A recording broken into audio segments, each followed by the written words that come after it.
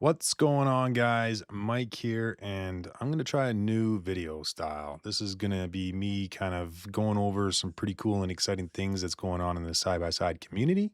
And my buddy Dave reached out to me, told me about ModMax, and kind of gave me a link to go check out their Instagram account.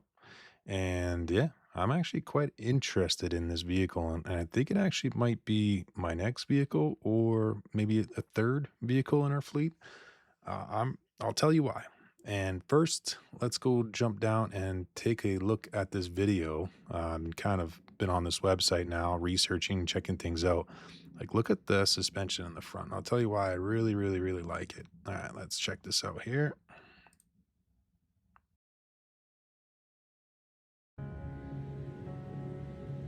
I started riding when I was 2.5.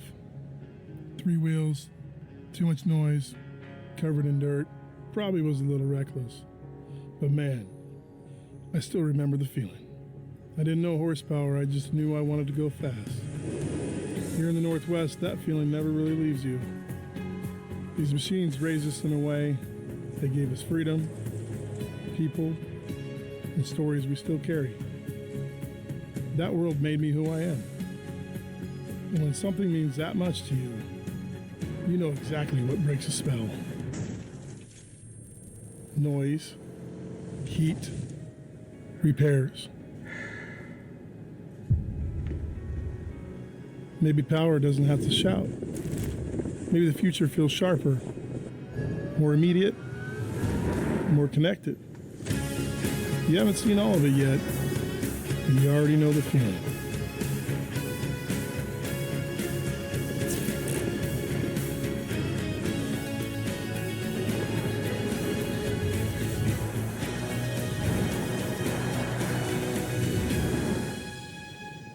The first ride begins now.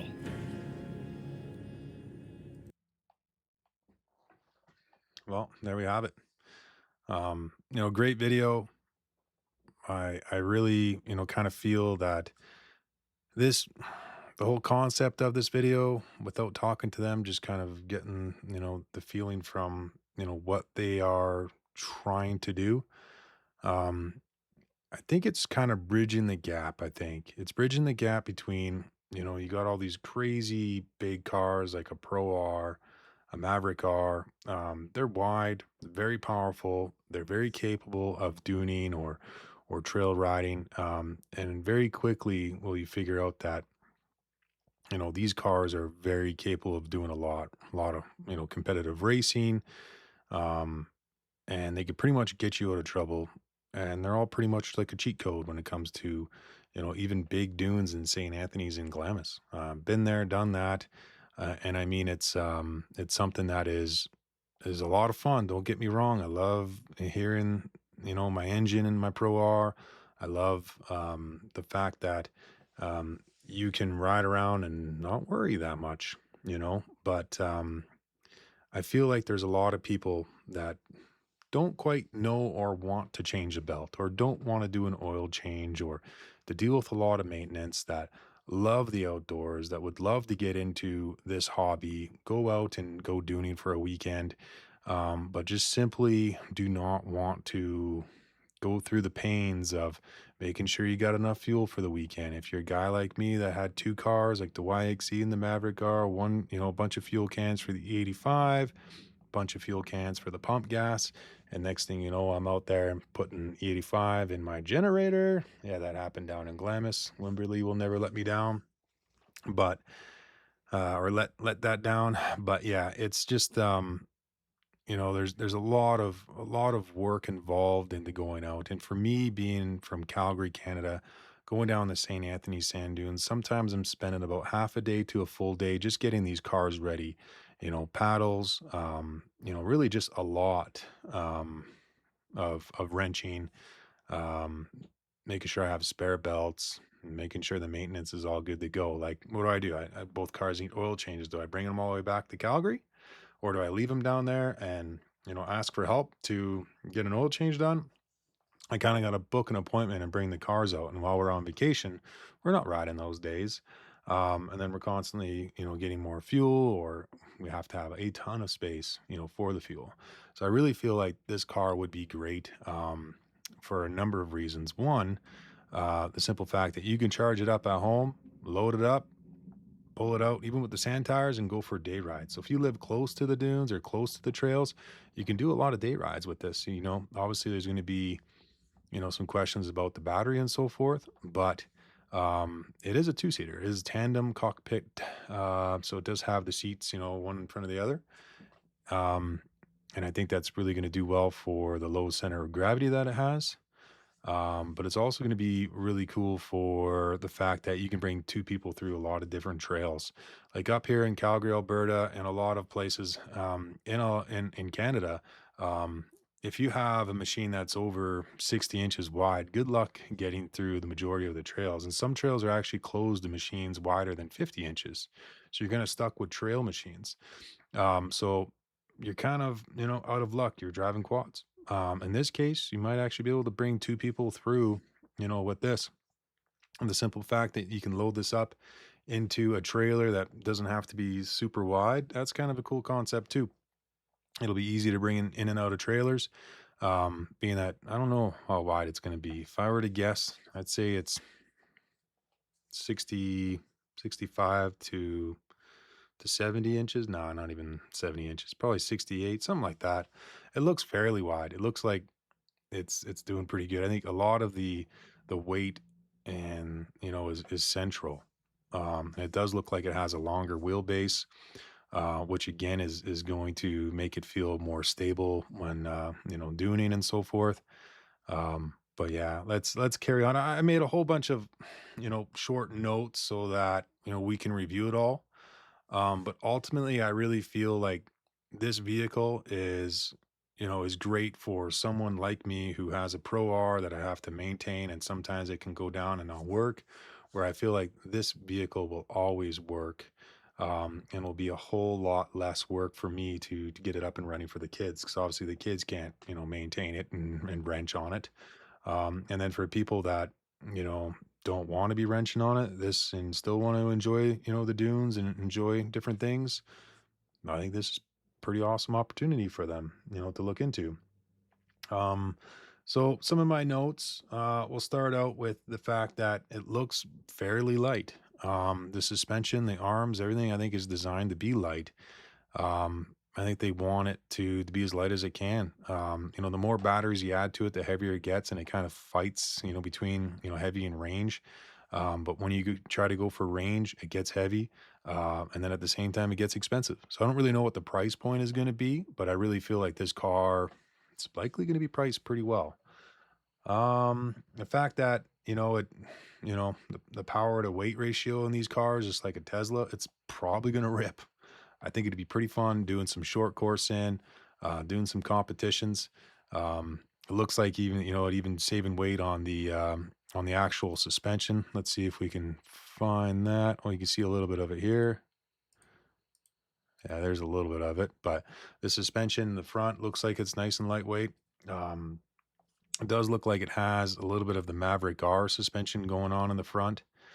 Um, so that does look like it's going to be, quite robust and reliable. It can definitely take some hits.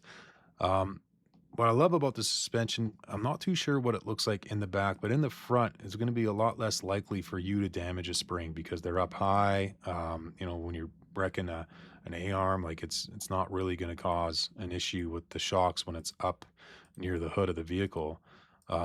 Yeah, I tried looking through the videos the best I could to kind of see what the suspension is in the rear. It'd be cool if it's the same thing, but I really don't know. And we'll have to kind of wait and see what comes of that. But yeah, we'll also talk about the fact that there's no belting, no clutches. You don't have to worry about weights, and that means like if you go, different areas, you don't have to worry about what's my RPM at.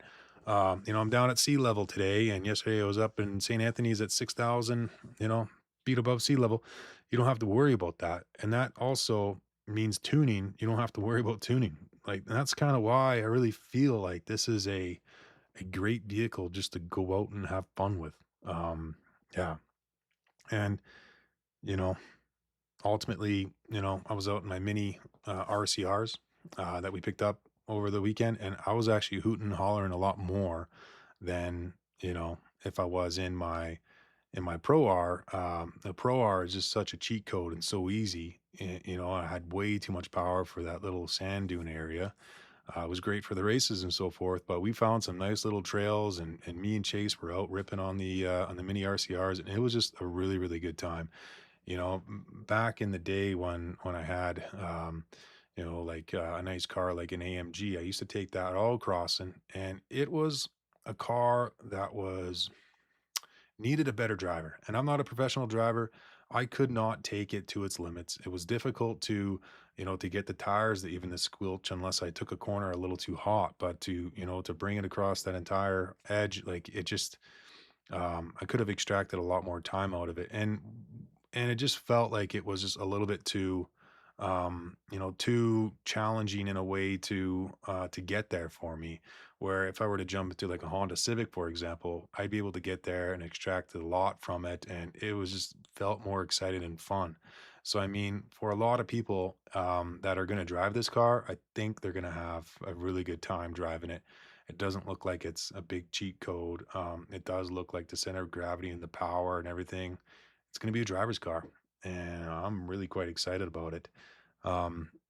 So fun level, that's to be determined. I have to see what people think when they test it.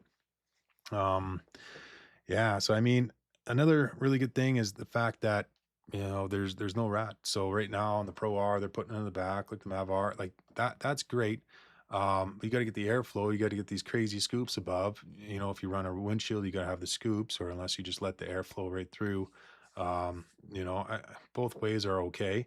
But if you had it in the front and you hit a puddle, well, you're going to overheat because the mud's going to cover the rad, and at that point, you're going to have to wash it off so the car doesn't overheat. Um, and also, have the rat in the back kind of eliminates the heat in the cab. So there's a whole bunch of solutions. And right now for ICE cars, internal combustion engines, rat in the back is obviously going to be the win for the side by sides. But in this car, you literally do not need to worry about that. There there is none, like you don't need to worry about getting mud. You can go and smash that puddle on over and over again. It's not going to overheat. At least I don't think it would. Obviously, the engineering would be taking care of that, its own cooling system and so forth. But it's not going to be pumping out heat in the same way. It's not like you don't have to worry about your exhaust, your intake, being underwater, or getting wet. You know what I mean? Like um, there's a lot of perks to this. There's a lot of less maintenance to this, and reliability. I'm sure it'll be extremely reliable. Yeah, the range. I don't know how far it'll go. Like I think maybe you charge it up full, you might be able to get from Sandbox RV, for example, which is about 15-20 minutes of riding, out to Thunder Mountain. You might be able to ride some big dunes and maybe head back. I don't know if it'll go that far. Obviously, you probably want to stick to the lightest wheels you can get, light paddles. There's probably different power modes that you can run to try to get more range out of it, efficiency, and so forth. Ultimately there's so much more, so many questions I have for this car, that it's going to be quite exciting. The sound of it, I think the suspension is going to be quite quiet. When I seen and heard videos online and seen these electric sand cars out in the dunes, you heard a lot of rocks and sand blasting, you heard some squeaks from the shocks and so forth, but you know when you have a helmet, it kind of disappears a bit. But maybe if there's a good sound system, you kind of just rock the sound system. Um, my Tesla makes a pretty cool sound. When I do gun it, it has this nice electric sound it makes, and it's pretty fun. I enjoy it, but definitely does not sound as cool as a big turbo with a blow up valve and so forth. Yeah, not a chance. But overall, I think that trying to get another angle here of what the back suspension looks like. It's kind of secretive. But, overall, I think it's just going to be a different driving experience. Um, it's not going to be loud, and, it's not going to disturb much. And I think at the end of the day, uh, you might want to just crank the sound system and just enjoy the ride. To me, hearing the rocks hit the car and hearing the suspension and everything kind of squeak and stuff, might be its only down point. But I'm sure you can get a pretty nice sound system in there that would be rocking and rolling. And I don't know, like you'll have to kind of see, how you like it.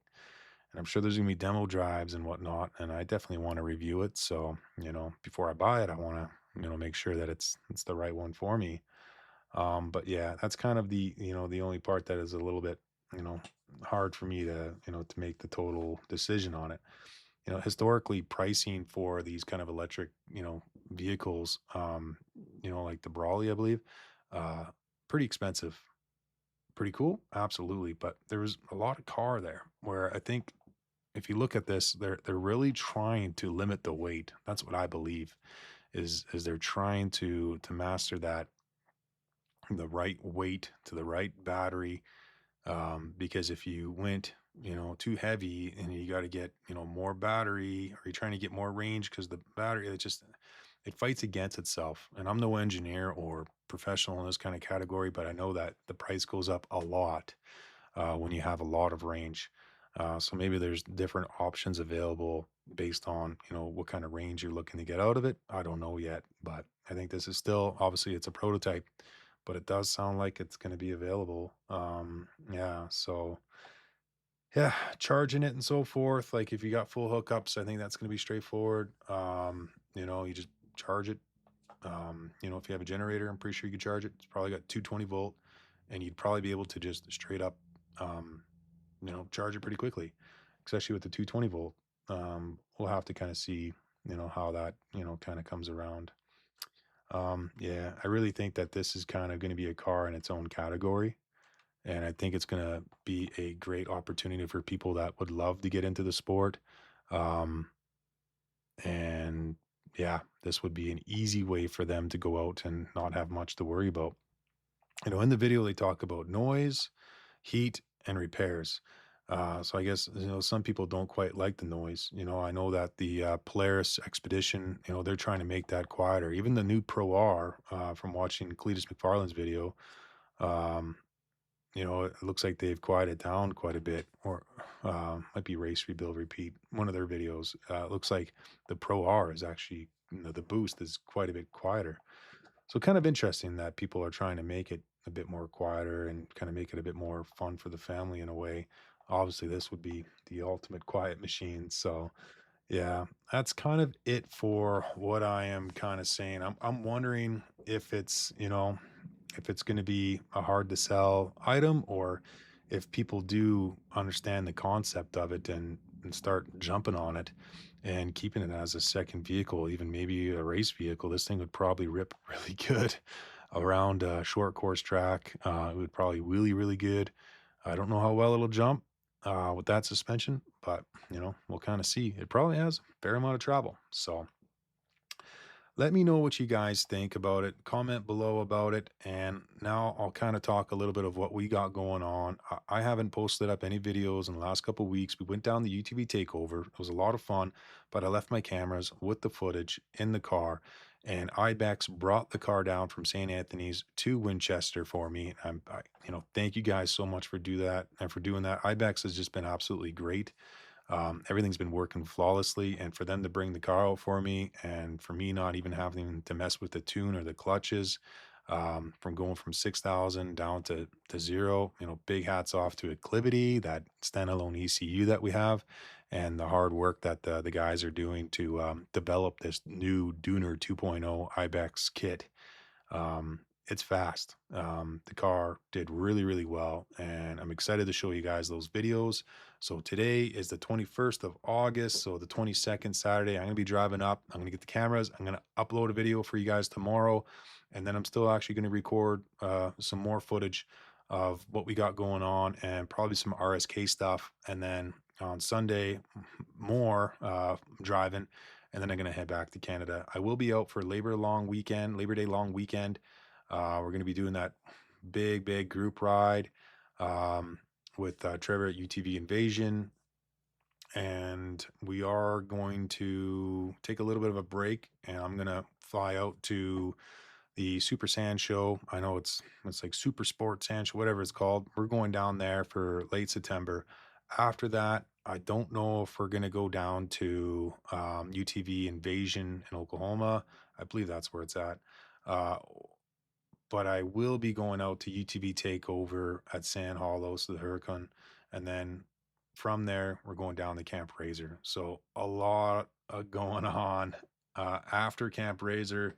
That's going to be a lot of riding. We're going to take a nice long break, and we're going to go back for Christmas.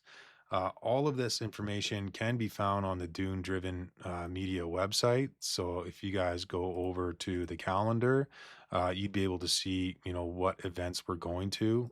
You could see, I haven't uploaded all of them yet, but you could see that we're going to the UTV takeover, and you can actually join the discussion. So if you guys are interested in having some photos taken of your car, it's completely free. I'll take them, edit them, send them out to you. And if you even want it, I can post them up on my social media and tag you guys or collaborate together. No problem at all. If you guys are interested in having your car be a part of, the channel by me doing a full recording, creating a video on your car and just kind of making the video yours, definitely down to do that. I would share it on our social media and our YouTube as well. And it's just something that you get to watch when you're sitting on your couch waiting for the next trip. If you are interested in that, you guys got to go over to the build page and apply. And then we'll add your car, here, and I'll make sure that I have all the information ready for you guys in terms of what parts you have on your car, so that when we make the video, we can, make it really really fun. So you can definitely join the discussion and pay attention. You can also sign up for new event alerts, and at that point, if I do post up that we're doing a little bit of a giveaway at the MB Whips booth, which, by the way, thank you so much, Matt at MB Whips. That guy, I swear, he's the best guy in this entire industry. I love him a lot. He really took care of us this weekend, and hanging out with him and talking with him, nothing but inspirational and just fun. Really, really fun. If you guys need any kind of whips, please go to his website, buy them, support them. It's awesome. Yeah, I really love the new whips they came out. I got the shorties. They're nice. It's supposed to be designed where I go into the trailer with it and I don't have to take them off, but my trailer's too short. But yeah, if we are going to do a giveaway and or something like that, like I do maybe give away some whips, it'll be short notice, and it's going to be during events and stuff like that. So we might do that in the future. Be like, come on down. The first 50 people from that show up are going to get a ticket, and then we'll do a quick draw, and then you'll head on out from there. So we'll be doing little things like that, and all of it will be posted here.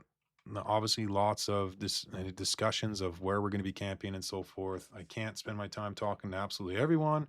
We kind of want to follow our own agenda, but you can kind of we can let you know what we're up to and what rides we're going on and what we're going to be having. What we're going to be doing out there. So there's filming sessions, camping, group rides, meetups, and events. Typically, group rides. I'm probably going to be posting up Jonathan from Off Roads group rides, so Off Road Diaries.